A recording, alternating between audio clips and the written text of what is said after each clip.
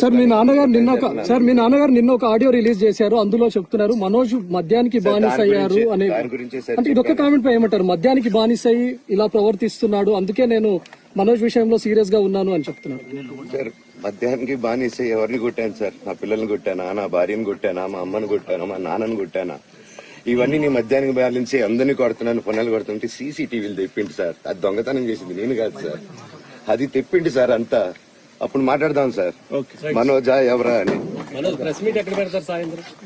చెప్తానండి. నాకు ఇంకా కొంచెం క్లారిటీ రావాలి. కమిషన్ ఇలాంటి రోజు వస్తుందని ఊహించలేదండి. నిజంగా మీడియా మిత్రులకి, ముఖ్యంగా ఇద్దరు అన్నలకి నా క్షమాపణలు. మా నాన్న తరఫున, మా అన్న తరఫున నేను సారీ అడుగుతున్నాను.